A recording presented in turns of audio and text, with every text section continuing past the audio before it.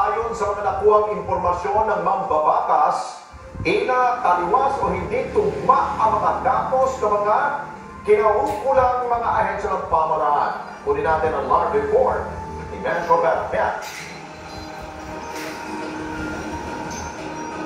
Alex, bigo nga ang DSWD na makapagsumite ng listahan o guidelines na mabibigyan o makikinabang dun sa kontrobersyal na AKAP program na pinondohan niya ng 12 billion pesos. Dahil dito nangangamba ang mga senador na magagamit ang pondong yan para sa pangampanya ng mga kakandidato sa midterm elections.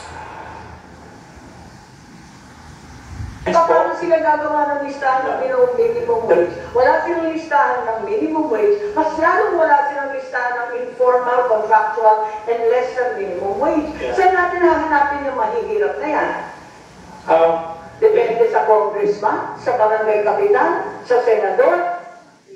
Yan ang sermon ni Senator Amy Marcos sa mga opisyal ng Department of Social Welfare and Development at Labor and Employment matapos madiskubre na wala pang malinaw na guidelines at listahan na matatanggap ng ayuda mula sa Kaposang Kita program ng gobyerno.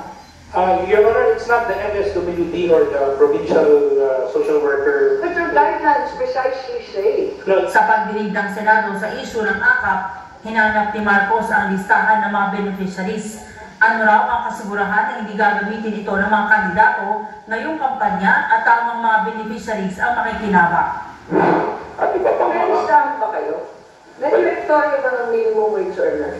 Wala pong pangalan. Ang meron lang po na available yung numero ng mga minimum Wala wage. naman kung sino yung tamang beneficiary. Wala naman pala kayong listahan ng minimum wage earner. Pero ang paliwanag, walang listahan ng minimum wage earner ngayon. Sa DOLE man o sa DSWD. Wala po. At ito ang target ng AKAP, ngunit hindi maliwanag kung sino sila. Wala yung pangalan.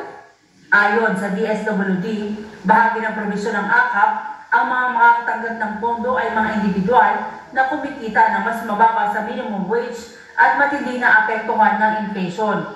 Pero sa ngayon, aminado ang DOLE na wala pang listahan ang minimum wage earners. Tutuklasin pa. Sa ngayon, andyan na yung pera, andyan yung programa, hindi alam kung kanino pamimigay. Tama?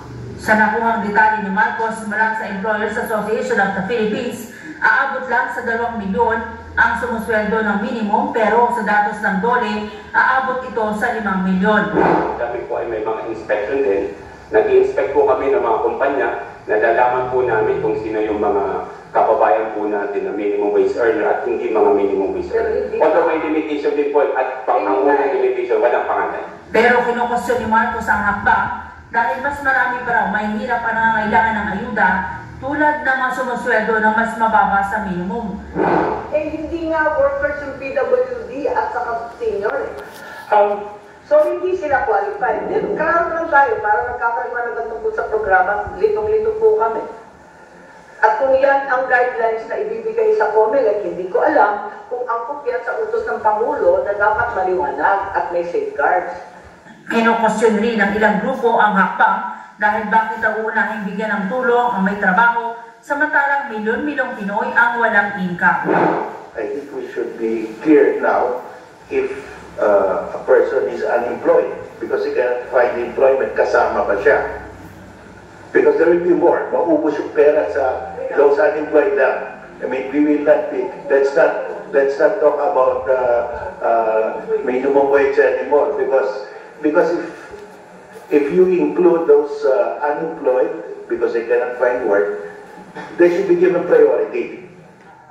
Isa pa si Senator Marcos, bakit nga ba mga empleyadong makakatanggap ng below minimum wage ang bibigyan ng AKAP samantalang mahigpit na ipinagbabawal ang pagpapasweldo ng mas mababa pa sa itinatakdang minimum wage? Bakit premyohan ng AKAP yung mga labag sa batas? Pero ang pepremyuhan po natin, Gordon po, yung mga manggagawa. Nanaisin pa rin po ba natin na although may separate pong proseso in requiring employers to pay workers workers the required minimum wage. Pero ang tingin, sasagitin yung employee at walang parusa sa employer. meron po, it does not set aside the liability of the employer from paying minimum wage. Pero ang tinitingnan po kasi natin, habang naglalabag sa batas yung employer, ang pamahalaan ng gobyerno muna ang magbabayad ng akap. Tama ba yun? Humarap naman sa pagdinig si Baguio City Mayor Benjamin Magalong at inireklamo ang anyang matinding korupsyon sa pamamahagi ng AKAP. Bukod sa present ang mga politiko sa distribusyon, ang pamamahagi depende sa endorsement ng isang mambabatas. Ang napakalawak po nung ginagawa ngayon. Ibig sabihin mo, ma'am, lalo ko silang gumagaling. Lalo ko silang gumagaling kasi tuwing natatakpan, very creative sila, very innovative sila. Nagkakaroon sila lalo ng mga paraan kung paano magkaroon ng workaround, ma'am, sa mga projects. Pero matindi ma'am talaga dito sa aside from the project, in another source of corruption is itong funds na ganito, ma'am, na nasa discretion nila. According sa ibang mga mayors, nagugulat sila na ang pinirmahan ng mga beneficiaries blank. Kasi sa dami, mapipirma na lang. Only to find out na naibigay sa kanila 3,000, mababalitaan na lang nila, 5,000 pa rin nila. Pero sa dami, mapipirma na lang.